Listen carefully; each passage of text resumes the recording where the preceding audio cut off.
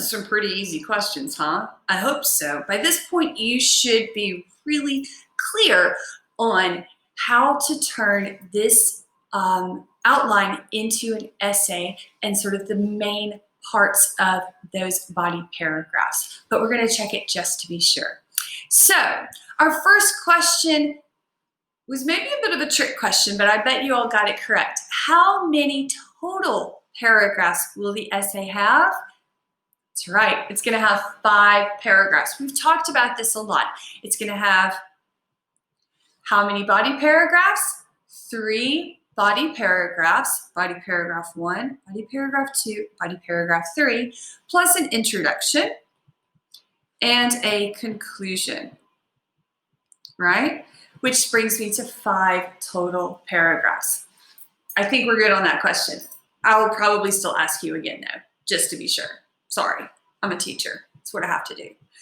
The next question, hopefully we got this one correct as well. What's the best topic sentence for the first body paragraph? Remember, my first body paragraph, the main idea is patient and kind. A good friend should be patient and kind. So of these 3, the sentence I just said, to begin with, because it's my first body paragraph, a good friend should be patient and kind. That sounds like a pretty good topic sentence. If we look at the second choice, first of all, starting off okay, a good friend is a good person, listens to my problems, doesn't get angry, and gives good advice. The problem with this one is it's too specific, right? It's too long and it's too specific for a topic sentence. Remember, we want our topic sentence to be general enough that I can support it with details. I don't want to put all of my supporting details in the topic sentence, but I also don't want it to be so general that I don't know what it's about, which is my problem here with my third choice.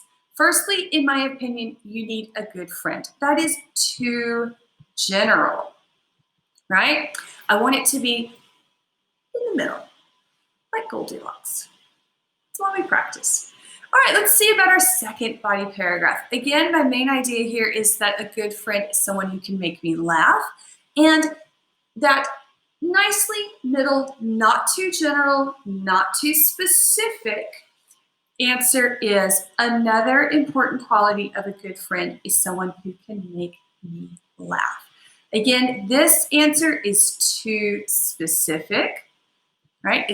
I've got all of my supporting details there. There's nothing left for me to say. And this one is a bit too general. That one's going to be hard for me to support, yeah? And then finally, I bet you got this one correct. It's really easy. A good friend always tries to help me. Again, this one is too specific. And here we have this one is too general, right? And again, this your friend should be helpful for you is more about giving advice about what a friend should do rather than describing the qualities of a friend. So we also want to be careful that we're not describing, we don't want to describe our best friend, but we also don't want to talk about giving advice about how to be a good friend, right? We're just describing the qualities of a good friend. It's a little, your teacher will help you if you're having this problem. A little, how do you find that? Yeah? Okay, so now I have my topic sentences.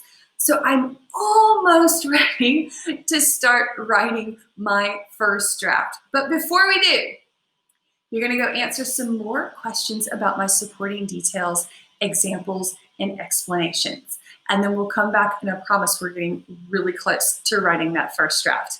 Okay, so go answer those questions and then come back, and we will be one step closer to our first draft of our opinion essays.